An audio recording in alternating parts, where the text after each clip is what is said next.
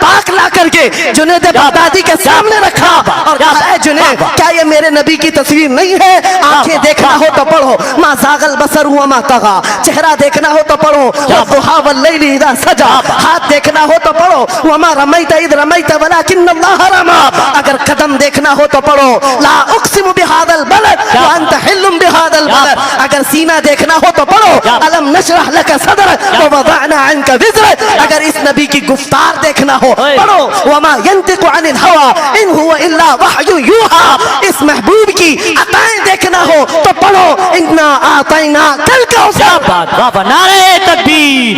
اگر پڑھنا ہے تو کنز الایمان سے پڑھا کرو، جہاں بریلی کا امام یہ بھی بتائے گا قرآن پڑھنے والا اپنے نبی کو یہ نہیں کہے گا میرا نبی میرے جیسا تھا یا اس کا علم ایسا تھا ویسا تھا، بلکہ بریلی کا امام بتائے گا قرآن پڑھنے والا اپنے نبی کو یوں کہے گا سرور کہوں کہ مالک و مولا کہوں تجھے، باغ خلیل کا گل زیبا کہوں تجھے، تیرے تو وصف ہے تناہی سے ہیں بری، حیران ہوں میرے شاہ میں کیا کیا کہوں تجھے، لیکن رضا نے ختم سخن اس پہ کر دیا خالق کا بندہ خلق کا آقا کہوں تجھے۔ ہمارا شیوا ہے پوری دنیا میں کہ صرف اور صرف رسول پاک کی غلام قوم ایسی ہے جو ایک منٹ میں پورا سناٹا طاری کر سکتی ہے۔ کسی نے ایک صاحب سے پوچھا تھا ویل ٹرینڈ فوج جو ہوتی ہے چاہے وہ امریکہ کی ہو کہ رشیا کی ہو کہ جاپان کی ہو چائنا کی ہو، ان سے پوچھا گیا کہ اگر 10,000 فوج کو صفوں میں کھڑا کرنا ہو اور ان کو ریڈی کرنا ہو تو آپ کو کتنا ٹائم لگے گا؟ کسی کے بارے میں کہا کہ امریکی فوج کے لیے ہمیں 4 گھنٹے لگ جائیں گے، ہم ترتیب دے دیں گے۔ رشین فوج کے لیے 3 گھنٹے لگ جائیں گے، چائنیز اور ایکٹیو ہیں 2 گھنٹے میں اپنی صفیں ترتیب کر لیں گے۔ اس مسلمان دانشور نے کہا اللہ کا کروڑوں احسان ہے 1,00,000 سے زیادہ کا مجمع ہوتا ہے حرم کعبہ میں بھی اور حرم رسول میں بھی، امام صرف 1 منٹ میں کہتا ہے صفیں درست کر لو، کسی کو ڈنڈا مارنے کی ضرورت نہیں، سب کی صفیں خود درست ہوتی ہیں۔ یہ قوم ہے جو اپنی صفیں خود درست کرتی ہے۔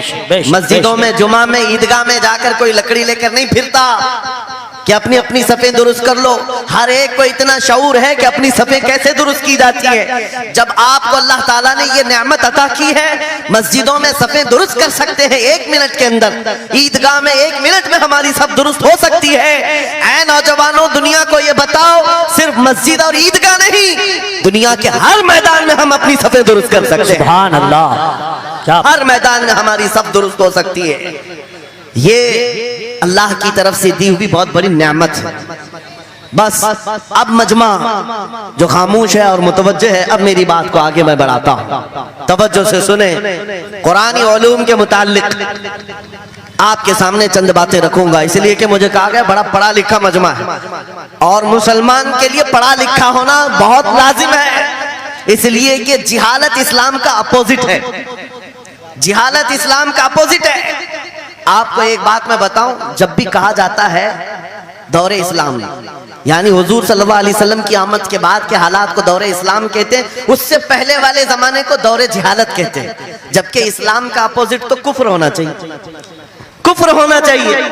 یہ دور اسلام ہے اور اس سے پہلے دور کفر تھا، نہیں دور اسلام سے پہلے والے دور کو دور جہالت کہتے ہیں، اس لیے کہ بتانا ہے اسلام اور جہالت 2 اپوزٹ چیزیں ہیں، 2 اپوزٹ چیزیں ہیں۔ جاہل ہو اور مسلمان ہو اسے زیب نہیں دیتا۔ جس قوم پر آنے والی کتاب ہدایت کا پہلا لفظ اقرا سے شروع ہوتا ہے، اقرا بسم ربک الذی خلق، قرآن کا پہلا لفظ جو آیا ہے وہ کس نام سے آیا؟ پڑھو اپنے رب کے نام سے، پڑھو اپنے رب کے نام سے۔ اور علم نہیں ہے تو کچھ نہیں ہے تمہارے پاس۔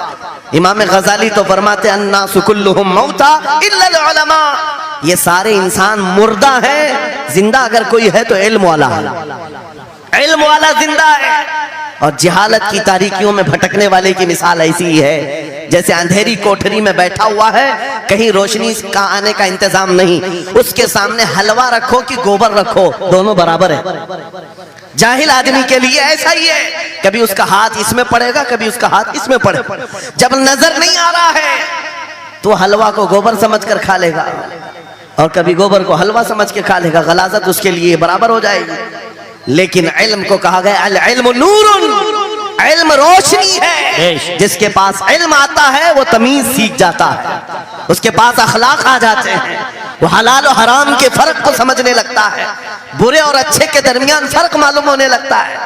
اسی لیے میرے عزیزو، مجھے بڑا گرو ہے اور فخر ہے، ہماری ہی خانقاہ سے یہ آواز آتی ہے آدھی روٹی کھائیں گے اور بچوں کو پڑھائیں گے۔ بے شک کیوں؟ بے شک اس عظیم خانقاہ سے یہ آواز دی گئی، کیوں؟ صرف اس لیے نہیں کہ تم بڑے ہو کر کے ڈاکٹر بنو گے، انجینئر بنو گے۔ لوگوں کی نظر میں اب بات یہی رہ گئی ہے، پڑھا اس لیے جاتا ہے کہ ڈاکٹر بننا ہے، انجینئر بننا ہے اور کمانا ہے، بہت کمانا ہے۔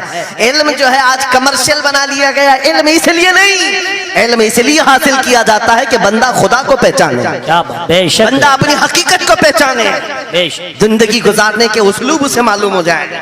علم اس لیے سکھایا جاتا ہے۔ بہت سارے لوگ صرف نوکری کے لیے سمجھتے ہیں کہ علم حاصل کرنا چاہیے، نوکری کے لیے نہیں، اپنے اخلاق کو بلند کرنے کے لیے علم آنا بہت ضروری ہے۔ میرے عزیزو، قرآن عظیم وہ ہدایت کی کتاب تمہارے پاس آئی، اس قوم کے لیے المیہ نہیں ہے تو اور کیا ہے، جو کتاب علوم کا ذخیرہ ہے۔ آج دنیا اس کتاب پر ریسرچ کر کر کے نئے علم و فنون حاصل کر رہی ہے، اس کتاب کو تو ہم مردوں پر پڑھنے کے لیے رکھے ہیں۔ وہ قرآن عظیم جو ہدایت کی کتاب اور سارے علوم کا سر چشمہ ہے، اس کتاب کو کہاں پڑھتے ہیں؟ میتوں پر۔ کسی کا انتقال ہو گیا تو تیجے میں پڑھیں گے، چہلم میں پڑھیں گے، نویں میں، 20ویں میں پڑھیں گے۔ وہ ایصال ثواب کے لیے صرف رکھا گیا، اور اس سے تھوڑا آگے بڑھ گئے تو قسم کھانے کے لیے قرآن۔ آؤ چلو ہم قسم کھاتے قرآن پہ ہاتھ رکھ کر کے، قرآن پہ ہاتھ رکھ کے۔ میاں کیا قرآن قسم کھانے کی کتاب ہے؟ قرآن کی وہ آیت میں نے سب سے پہلے پڑھی، اللہ فرماتا ذالک الکتاب لا ریب فیہ، یہ وہ کتاب ہے جس میں شک کی گنجائش نہیں۔